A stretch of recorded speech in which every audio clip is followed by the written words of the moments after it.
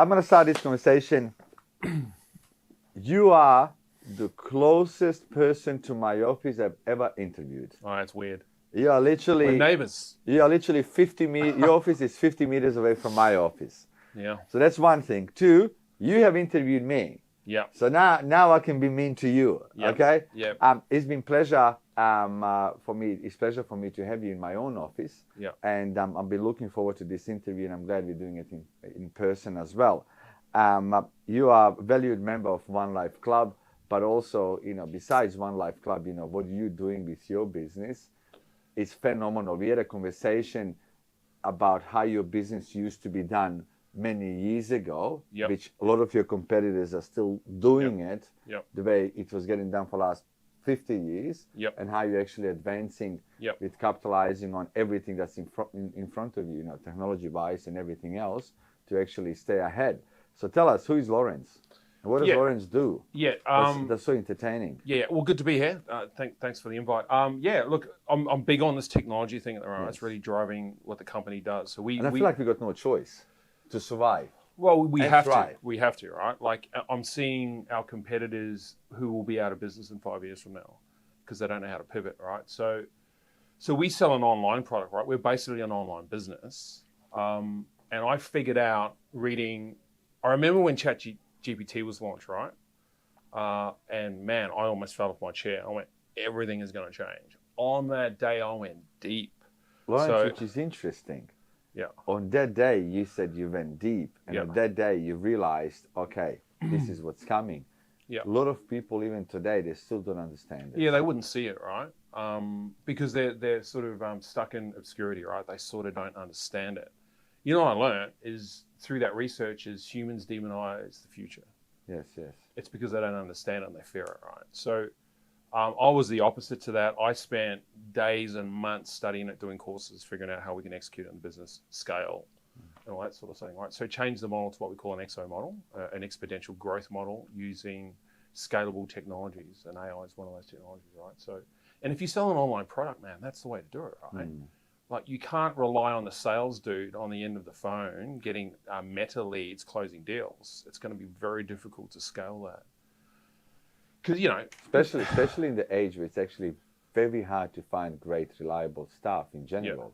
Yeah, so if you can actually make it online without actually needing any humans, yeah, for sure, touch will be easier. So fast forward like a year and a half or 2 years, and I've just founded an AI company, put 2 people in it, and we're building AI for the main company, right, which is called EFLA. So NGUs never give up. Yes. EFLA is experiment, fail, learn, repeat. Sweet, right? How cool is that? Anyway. Love it. So we built an AI company, put 2 young tech heads in it, and what we build in this company, we're going to remonetize it and sell it to everybody else. Our competitors actually will sell it to them. Just make sure you don't tell them you're behind it. But they'll probably embrace that because, fuck, they don't know what they're doing. Like, not to be disrespectful to those older business models, but I just don't think that model's going to work. I think we are living in the most dangerous times and the best times to do business. Like, we have, companies like, I think Jeffries or whatever they called the other day, a company that's been around for 100 years. Yeah. They didn't embrace technology, and they were not moving ahead with times, and after 100 years, they went into administration and company closed. Yeah. But then you got companies that are only 5 years old that are actually 5 times bigger. A typical person that is doing extremely well is Russell Kogan. He's online, probably what Jeffrey's been doing for 100 years. He's been doing it maybe for 10, and he's 10 times bigger than they are. So in this time, the way I always see it, even in my business, reason why we build a business to the point to where we are today, we simply embraced what's in front of us, and we always try to stay ahead with technology that is changing the landscape of business on a daily basis. So if we don't stay ahead, we be behind. What my partner would say, she would say, if we not growing, we dying, which is the truth. But the trick is there's going to be a point in time where two of us will feel, well, fuck, everything is too fast for us. We might not be picking it up like somebody's 19, 20 years old. But I think as a business individual, one thing that I do, I'm open-minded to employ people that are better and smarter in the field where maybe that's where my weakness is, and let them think on my behalf. But a lot of older generation business people, they think they know the best way, they know what works, but what they don't realize, what worked 20 years ago, it might be fucking dead today. So unless you open your mind to actually employing people that are capable in their own field, you fucking dead. Yeah, well, it's poor leadership, right? And it's somewhat old school ego, you know what I mean? But you know, let's face it, the way business was kind of done for 100 years, it was really similar because technology wasn't as advanced like it is today. Do you know what I mean? So I always say to anybody, you know, I was interviewing another gentleman who's a member of One Life Club, and he took over business from his father.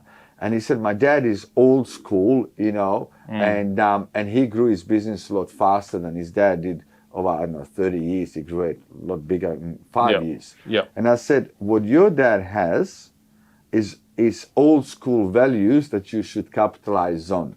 And I'm old school when it comes to, if I shake your hand, Lawrence, and say I will do something, I will do it. I don't need a contract. So I said, you have to take that kind of stuff from your dad, the values as a human. But when it comes to the way we do business today, we gotta move fast. Otherwise, you're fucking out. Man, and it's moving super fast, man. Like, I don't know if you remember the 90s, right, when the internet was born. But there was only dial-up freaking internet. Man, there was only a handful of people on this planet that grabbed hold of that because everyone thought, man, again, they're demonizing the future. That's not going to stick around. That's not going to last. It created billionaires, right? And here's the deal. Now, and they were big companies like Meta, Facebook, all those big social media companies, right? BlackRock capitalized on all of that. The economy did in America. Now you're seeing billionaires being formed with 4 to 10 employees. Like, it's crazy. They don't need 1,000 employees. That's how fast technology is moving, man. And I think it's probably the best time to be alive right now. 100%. Look, you know, just think about this. A lot of people will say to me, Mill, it was easy to start a business 20 years ago. It's much harder today. I said, let me just tell you something. I'm 44. When I was, let's say, 18, 19, and 20, if I wanted to start something, the way we were learning anything, you either read a book, you watch TV, or you read newspaper, or you tell me information that I might remember. Today, anything two of us want to know, Google it, YouTube it. In ChatGPT or whatever it is, you know, you got access to information in a split second. Whatever you want to know. I just interviewed a couple of the Gen Zs in the office, right? And I said to them, you guys have access to more information on your iPhone than the president fucking of America did 20 years ago. In a second. In a second, just like that. In a second. Like, so that's changed the landscape of society, right? Like, it's going in AI. But at the same time, psychologically, in our heads, what has also changed, a lot of people overcomplicate things in their heads. 100%. Because going back 25 years ago, you read something, and if you feel like it's coming from a reliable source, okay, you read something, there's information, there's the correct information, and you take it on board and you move on. Right now, people overcomplicate things because access to information is also overload of information. It's distraction. It's distraction, right? You know, before, how much time did you spend on your mobile phone 25 years ago? Good point, right? So 0. There was nothing to do but pick up the phone call. It took me 10 minutes to make a phone call. Remember that? You know what I mean? And but the point is, you know, 25 years ago, you know, the thing is, we had time to think, to process, to maybe enjoy things or whatever it was. So, you know, I think, you know, I always say, I ask every person that I pretty much interview lately, what is the one thing that, a question for you, what is one subject do you think they should be teaching at school that they're not? High school, primary school? Mine is common sense. Yeah. Because there should be literally a subject for fucking common sense. Common sense is not so common, right? Do you know what I mean? Yeah. Well, I'll speak from my own experience, right? And I've got a couple of daughters, right? So I've been through this curriculum with them, right? And they've gone to university and all that sort of stuff. So So there's one thing that I was never taught was about economics. I walked out of school and I had no intelligence around money. Yes. And we live on an economic planet, so that was a problem for me. You can't walk out of your house without start spending $2. I didn't even know how to run a budget. I walked out of high school after all those years and I didn't even know what a budget was. Yes. You know what I mean? So that was fucked. Like seriously. So, and here's the thing, you know, and I'm 150 years old. So that was like 100 years ago. Like, and it's still the fucking same. Now we're moving into a world of exponential technologies and they won't teach this in school.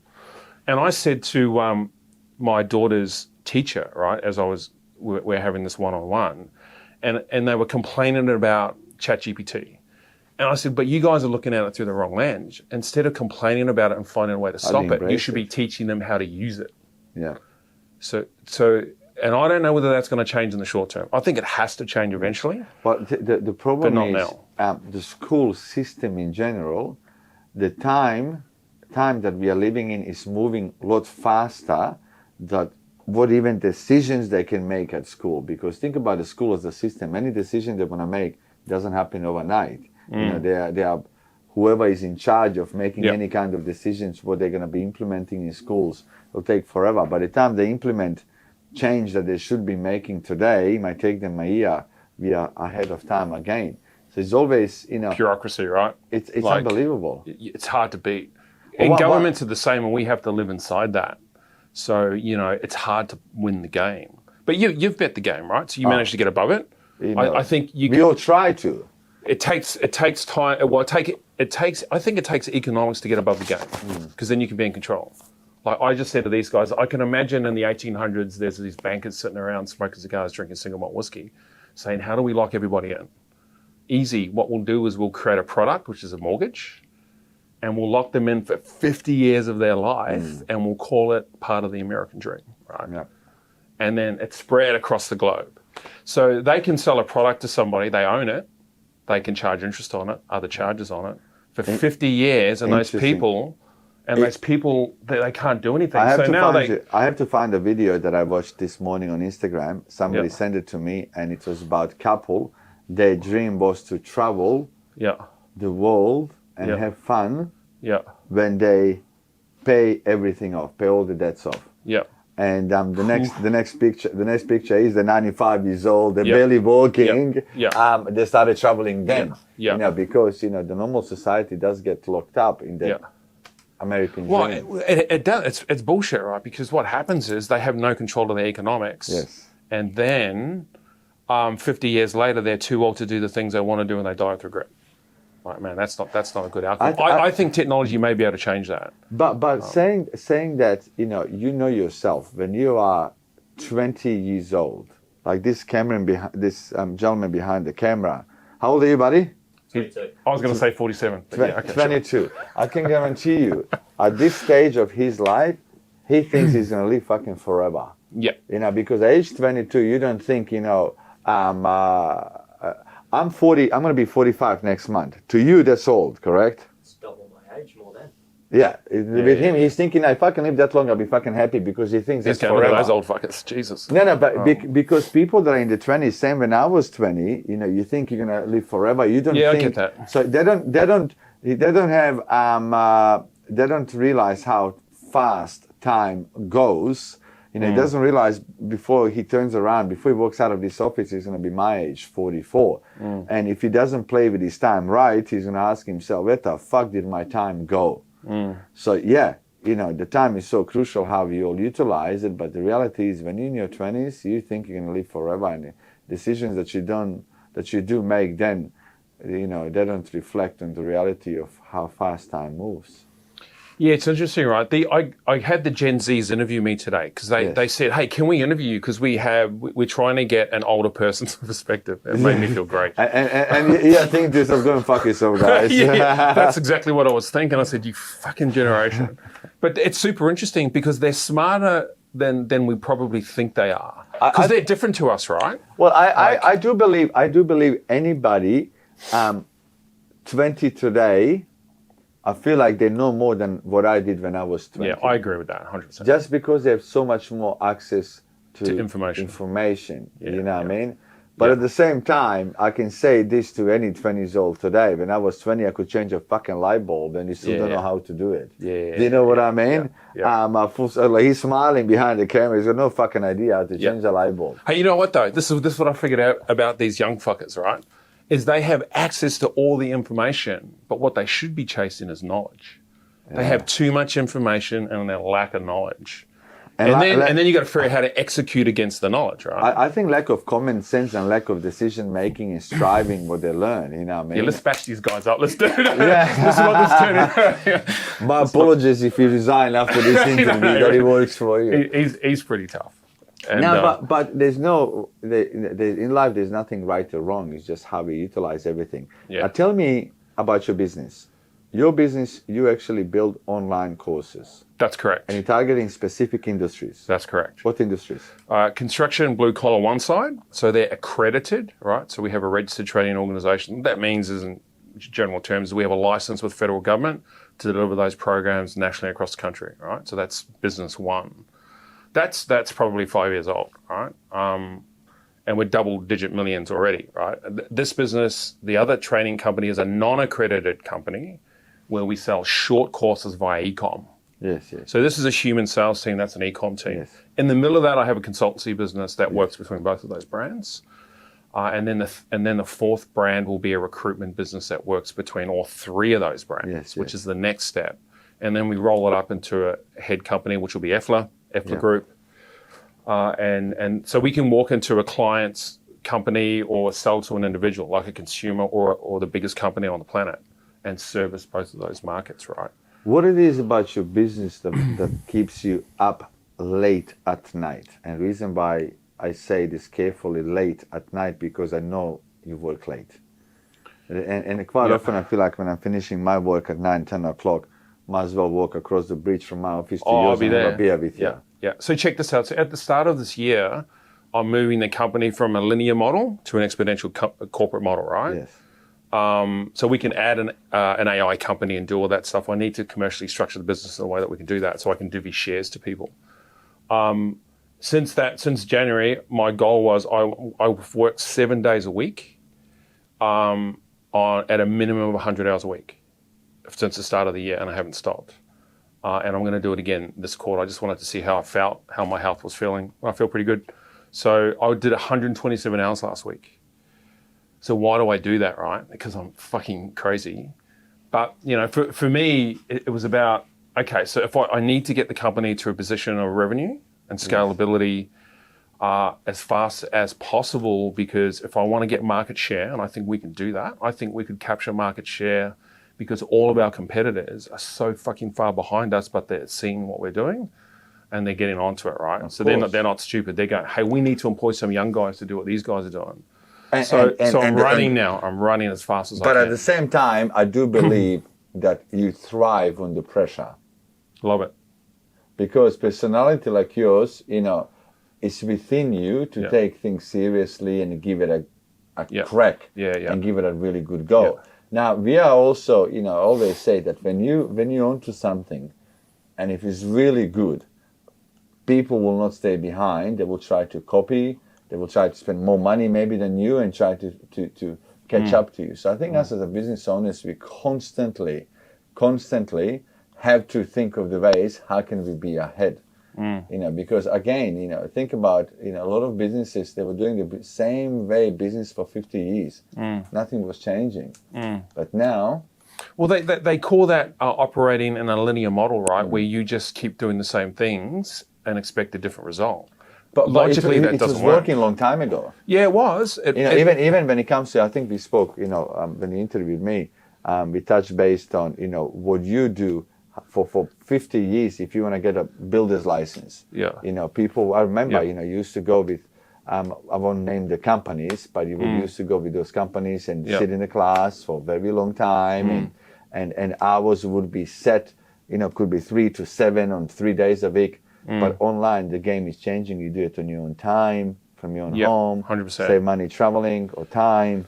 Yeah, so that education space we play in, the reason why I'm so deep in it, because there's an exponential shift happening right now. And I don't know if you know, but there's research that's recently come out in the last 6 months where revenue sales for online courses almost at $1 billion a day. I think it's just scratching the surface. Yeah. So this is really starting to scale, right? And so but the other thing is, you know, I have a big ego and I just want to win the game, right? I don't think it's about a big ego. I think you just love fucking winning. Yeah, I love winning, man. I don't want to lose this one. You know what I mean? I always say in business, I train all my guys. It's a fucking war out there. There's no mercy. You gotta go for the kill. You know, well, I asked you, right? Remember you lost, man. Like you lost big time. Like, you know, you lost a lot of money. Then you had to figure out, how do I build this back, right? Yes. It's just that when that happens, I don't know, maybe it's just in our DNA, right? It's but like, I just want to win. It's the human mind is a powerful fucking thing. Yep. Nothing can beat you more than your own mind, and nothing can lift you up than your own mind. You know, we don't need somebody to beat us up with a baseball bat. We can do that to ourselves, just putting ourselves in a dark place. Now, the art of controlling your mind, or art of thinking in my head is, you know, being able to control your emotions and your mental state when things are not going your way. Because we have to make decisions every day. Whatever the fuck is happening, we got critical decisions to make every single day in our business. And I know if I am in a dark place, there is no good decisions coming out of my head. There's no me taking risk decisions. It's just closing myself up, and I'm not opening myself to possibilities or different ways of thinking, how I can actually, you know, move forward. So how do you get through that?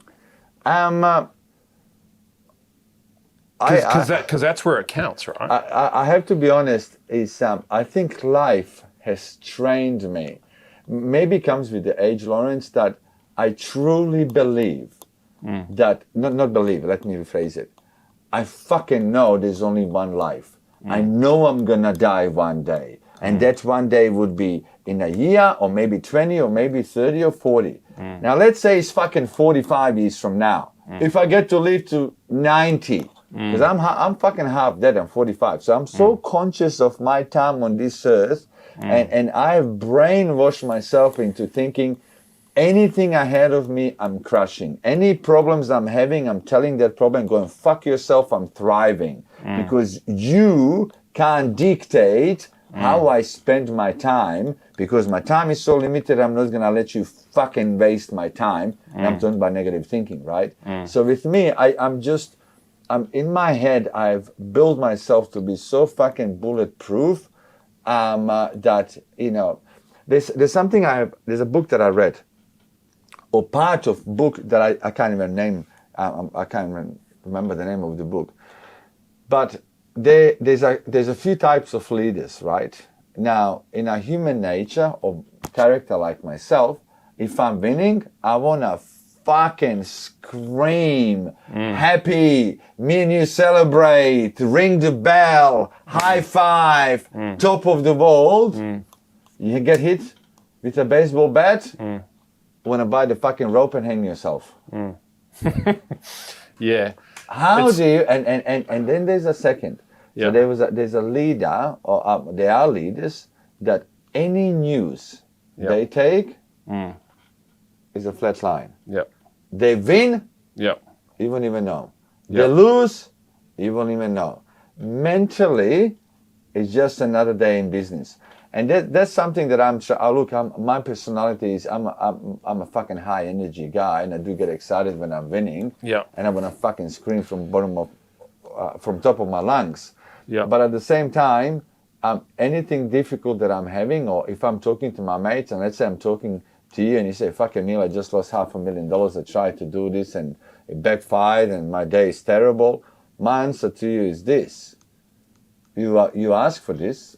Your chance to work for somebody else for 50 grand, 60. You ask for this. You want to run business? You call this another fucking day in a paradise. You just deal with it. Just deal with it. Well, you signed up for this. It's accountability, man. It's but the reality is, when we're starting a business, you don't think, you know, everything is high enthusiasm, top energy. Yep. You're gonna conquer the world. You're gonna control your all hours. You're gonna make all the money in the world, and then you realize, well, you got no fucking 3 hours. So Yeah. controlling your hours doesn't exist because Yeah. you work till you pass the fuck out on Yeah. early stages of the business anyway. Yeah. It's common, right? I think people enter business and they're just completely naive because they think about the wins. Hey, man, I'm going to drive the fresh car. I'm going to make all this money. I'm going to be working 20 hours a week. Well, none of that's real. That's all bullshit. Well, but Right. you know, especially when it comes to all of us, there were points in our lives when we were making the decision to start a business. Yeah. And to you know, typically our thinking is we want to start our business so we can have a better life. We can control our own destiny. Yeah. We can control our own times. So everything that we are starting in, and you're right, we're all starting with such a positive mindset. You know, You because get smashed in the face, right? with a baseball fucking bat. Yeah. But the reality is, when you are starting, you kind of don't want to change that, because if you're walking in there thinking so negative that, you know what, I'm going to fail one day, you know, not many people will be starting businesses full stop. So I think, you know, having good enthusiasm, walking to the business and not being so stressed and think negative, maybe it's a good thing, you know, because if you could all see how painful it is, fucking, we would all think twice. Well, here's the thing, right? Here's the story. I walk around my business and I hear my leadership team, who are very fucking optimistic, by the way, and they think I'm a pessimist, and I probably am. Because you're realistic. Because You're I want to realistic. be And you prepared pay to the be fucking hit. bills. And when I get fucking hit, I want to be ready for it because I expect it. I plan. I always have an exit strategy, right? If there was another global pandemic, How can you leave? I know how to manage that because I've written it on paper. This is exactly the moves we will make if that happens. Now, that's not Interesting. being pessimistic. I'm planning for failure to plan for success, right? It's like, fuck you guys, man. You guys are living, chasing golden unicorns through the forest while I'm digging a cave over here, because if the market And you have changes to. on us, I have a responsibility to pay everyone's fucking salary. And, right? and I think at the moment, the fast-paced life that we're all living in, Lawrence, Yeah. who the fuck knows what's going to happen in 2 years? We don't know, man. You know, We do not know. Economy, we are all predicting possibilities how economy would be next 5-10 years. Yeah. But realistically, we might have a recession in 6 months, but also the way we're living, we might be out of it in 30 days after. Yeah. You know, I think people think about this. Typically, our parents, or most people's parents, they would live in one house for 50 years.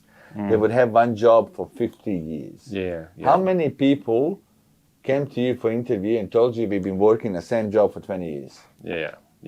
When you, the way I consider it, when I meet somebody, and if they come for interview, for example, my team is interviewing them, you know, if we ask them how long, you know, you've been working your last job, and if they say 5 years, I'm like, fuck you, you know, that person is loyal. You know what I mean? Like my father would say, 5 years, that's not loyalty. 25 years is loyalty.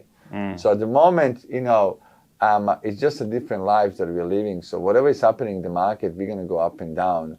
You know, it's just how smart are we to capitalize in both circles, up and down. It's so hard to predict, right? I was just talking to these guys. I'm divesting a little bit into cryptocurrencies, right? Well, actually, I'm going all in on Bitcoin. I think tomorrow I'll put 50,000 into Bitcoin. I was telling these guys and walking them through the process, right? Yes. So I'm going to go in on that because I think it's a commodity. It's not a cryptocurrency. It is operating on blockchain. So just to do that one fucking thing is high risk, right? Yes. High fucking risk. And if I lose it, guess what? I'll learn from it. I just see it, man, that's just an Well, expensive course, right? And then I'll go do the next thing. I did the same thing with crypto in general, Yeah. 2-3 years ago. But I put $5,000. I was like, I need to learn about it. So Yeah. I didn't put 50. I put $5,000. And I think recently I checked that $5,000. It was worth like $300. I was like, fucking cheap lesson. Oh, that hurts. Cheap Yeah. lessons. But Yeah. look, you know, there are people who put $50,000 and it's worth $5 million. Yeah. Yesterday, I spent day with Simon. Yeah. And we bounce a lot of ideas together. We talk, we strategize, and we went in a process of looking into a couple of businesses to buy them. And I asked Simon a question: why the fuck do we need this? You know what he It's a said? good question to ask, yeah. Because financially, both of us have Yeah. sold some of our companies. We are in a good place. And he said to me, "It's fun, Emil." Yeah. It's the game, man. You do it for the game, right? Clearly, he definitely doesn't even need more money. And potential one of these businesses, you might make, fraction of, where we are now. Yeah. But, it is so crucial that we are enjoying it. I always say to people, you don't want to fucking waste 5 days a week working so you can get excited and enjoy Saturday and Sunday. Well, does that mean you're going to be miserable fucking 5 days a week? So it's so crucial how we utilize our time. What's the best part about you and your business? What's the fun part for you mentally? Well, it's. I always just go back to the game, man. Like, it's good to. I think we sell a product that helps people. Like, I spoke to a guy today. I was actually on the phones with the sales team today, man. I'm the CEO, man, and I'm on the phone with the sales team because I want to understand what they're experiencing as we go through scale, right? And then how do I incorporate technologies into their team? So I'm closing deals. By the way, my conversion rate's 100%. I spoke to one customer and closed them. So that's what I do it for, because that's just fun, man. Like, there's nothing better to do than just to hang out with the boys and close some deals, right? So that's why I do it, right? And is the money great? Yeah, sure, man. The money's cool. But our product, we can help a lot of people. And the 27-year-old guy I spoke to, he's got a baby on the way, right? They've just bought a house. He's freaking out. And he needs to earn more money. He's working for Jim's Fencing, and he's taking home about $830 a week. He goes, dude, I can't sustain a family on that. So I get the opportunity to work with him. I've given him a free business planning course that we have. We sell that course, but I'm going to give that to him for free because he doesn't know what a business plan is. I said, well, you're an idiot. Yes. And then, which, by the way, he doesn't know what a business plan is, and that can go back to the question that I asked you earlier. What they should be, teaching kids at the school. Yeah. Because he's got no idea. But I don't think we fucking did either when we finished school. No, we didn't do that. So I'm going to get him trade qualified, right? So I'll get him the license he needs, the qualification he needs. I'll give him the business course. And he's going to go on to start a company, and I'll coach him a couple of times and just to help him with that. But imagine if I could do that with a whole bunch of people at scale. Yeah. Man, how cool is that, dude? We will give away $500,000 in free programs to people who need it this year. And if you change life to 5% of those, man, how cool is that? So we have a mental health program. I don't know if you know, dude, but these are amazing stats. Like, it freaked me out when the girls told me. They did the research. 1 in 9 people who work in the construction sector commit suicide. That's fucking unbelievable. So we wrote a program, and we give that away for free to companies who have big workforces, because we think that's a bad number. So if you talk about why am I in business? I'm in business for that as well, right? We're talking 10%. That's huge, dude. There's a lot of problems in that sector, right? So we're in that sector. What do you think, if they dig deep, what do you think the problem is? Yeah, look, I think it's societal. I think access to too much information. I think that creates insecurity in people. I think the construction sector has carried some stuff with it for a long time, right? That's old, man. You've worked in it. I've worked in it. That's been there a long time. It hasn't really dissipated to a point where it's at zero, but it magnifies itself because everyone's got a fucking iPhone in their pocket, and they can bully people from a distance and take no responsibility for it, right? I think that's probably fueled it. They earn a lot of money, and there's a lot of drugs available. I think that's part of it as well. I think low socio-demographics have a component of that. So, their parents didn't go to university. They didn't understand structure on how to manage and raise a family based on economics and strategy. So they get all this money. It's like the mining guy, right? He goes 2 and 2, and then when he comes back, he goes and buys a jet ski and a $150,000 four-wheel drive because he doesn't know how to manage his money, right? And then when he loses his job, he's fucked when the market changes. Now he's got $200,000 wrapped up in assets that are only probably worth 100 now. And then the economics start to kick in. Then the depression kicks in and the stress kicks in. Very sad. So I want to help, man, dude, I want to help those dudes, right? And I'm trying to figure out how to do that at scale. And I think we can do it at scale. Like, I just gave away $25,000 worth of, I'm going to, maybe they said, well, they won't see this. I'm going to give away $25,000 worth of mental health courses to Soldier On. So I got a meeting with the CEO to help veterans, right, who are struggling with mental illness, right? Because if we can help them, we could probably help other people. So I come from a military family. My father, my uncle, and my grandfather were all in the military. So when you talk about why you're doing it, love the game, fucking super fun. And how many people can we help, man? How many people can we help? And I think poor people can't help anyone, by the way. And I know people are going to hate me for saying that, but they can't. They might help an individual, but they can't help a community because you have to scale the shit out of the economics. I think all of us on this planet, if we were all thinking like you, and just try to help a single person, this world would be a much better place. 100%, man. 100%. But I think you can monetize that. Look, I just think you can, and I think you have to for it to be scalable and sustainable, right? Like, imagine we could, and I said to the GM, why is it only $500,000 worth of courses? Why don't we give away fucking 10 million? Yeah, of course. Like, why is it only that? Because we're limiting our thinking, right? But if I can get the tech right, we could give away unlimited amount of courses to anyone who wants them. We could. And have the systems that are scalable to do so. So, and not just in Australia, but globally around the planet. It's good that you're thinking to yourself. You're not thinking from a greedy perspective. You're thinking from a perspective, how can you actually help others? You know. Well, I've got some money. I've got property, and like that's cool. I don't need any more than that, right? You know, I've got 2 daughters I'll leave in this world. They'll have kids. They'll be grandchildren, all that sort of shit. But my father suffered from PTSD, and there was no support for that guy, man. You know what I mean? Like he just lost it. Became an alcoholic, was abusive. And so, before you know it, life has passed by. Oh man, it's too late, right? So it's cool to help people. It feels good. So that's probably the selfish component to it. That it feels good to do that. But shit, why not, man? Like, if you die tomorrow, what do you want people to remember you? Because the bullet that's going to kill you has already been fired. Yeah. And when you're going to go, who fucking knows? Yeah. I'd build an AI to stop the bullet now. I've got a couple of things floating around my head at the moment. Longevity is one of them. Like, how do I live longer?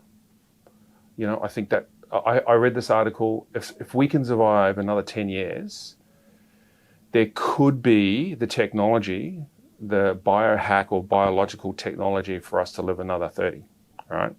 That's actually could possibly happen. That's how Simon is thinking. Yeah. He's thinking and that he's going to live till about 150. I was like, Simon, anything past 100, I don't think we want to live. Yeah. Well, it's actually happening now. And there's a company called Longevity Inc., which is Peter Diamandis, Ismail, and Tony Robbins, who've been working on this for 15, 20 years. And they're getting very fucking close. Yeah. It's crazy how they can affect the genome, right? But what do I want to be remembered by? Man, I don't know about legacy, man. I think that when I die, the people who know me will remember me for a couple of weeks and then it'll be gone, right? I think... Interesting you said that. Like, and I think people get caught up on that too much, right? And you know what? You're so fucking right. Let me ask you this. Yeah. Do you know the name of your great-grandfather? Yeah. No, I don't. You don't? No. I'm going to ask this gentleman behind the camera. Do you know the name of your great-grandfather? No idea. When you died 50 years ago, nobody will even know about us fucking two sitting here. Oh, 100%. That'll, you know, even the most famous person, person, right? We got videos. Yeah, which will live on forever. Yeah, so the fuck is better remember that. Even the most famous person, we'll mourn them and remember them for 2 or 3 days, and then we'll move on with our lives. And it'll be done, man. The only ones that will remain is if you have legacy wrapped around major changes in humanity, right? Where you're basically named after that asset. Yes. Outside of that, fucking, you know, so what I want to be remembered for, I don't even think about, man, ever. I don't think about that. It's not one of those things that even comes to my mind. I want to know when I die that I died as a good person. Yeah, I think that's important. You know, that's the important part. Yeah. There's enough assholes in this world that they don't need another fucking two sitting in these chairs. Yeah. There's that adage, right? Is if you get the opportunity to speak to a really old dude, talk to them about regret and listen to what they say to you.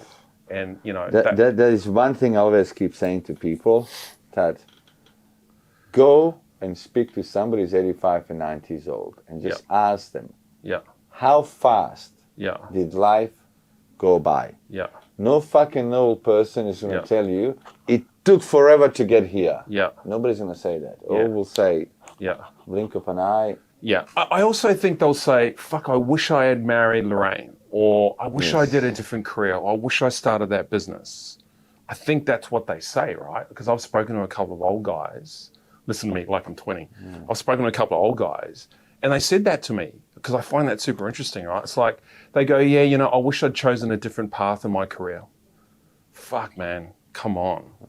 Like that's a big one for people. Change you know it what I mean? That's why I like business, because, dude, I can do 100 things inside that umbrella. Well, business is not a career. It's just a bunch of fucking lunatics trying to conquer the world. Yeah, man. How cool's that? That's awesome. Right? I really enjoyed this conversation, and while we're talking, a few ideas popped up in my head. Yeah. I wouldn't 10%. I wouldn't mind doing a round 2. Yeah. But round 2 is me and you spending almost a day together with what you do on a daily basis. Yep. Yeah, it's fucking complicated. No, it's not. No, it fucking is. Yeah, it probably is. It probably but is. It's been pleasure, and I'm sure we're gonna do a lot more Yeah. of similar stuff as well. But I truly enjoy talking to you, and thank you for being part of One Life Club, and thank you for coming here today. And so good to have you so close to my office. Yeah, no, I appreciate it. I'm looking forward to the One Life Club journey, right? Like, I think I've been matched up with some dudes who are on my trajectory, right? Oh, yes. And I need some of those guys around me now, because getting to 50, I'm finding a little bit of a challenge. Well, Simon and I are also in your group too, by the way. Oh, okay. Well, that's awesome. So we're so excited. Man, I cannot get my head across this e-com thing. We're building it out and we're trying to fucking figure out how it works, right? Well, no, we're excited. We're actually excited, and we've got some unbelievable people coming to spend 2 days with us. Yeah. So we're so freaking excited. I love what you're doing, and thank you also for interviewing me. Not long ago. Yeah. Yeah, man. Well, we got some records with your interview, so that was awesome. Appreciate it. Legend. Thank you. Cool.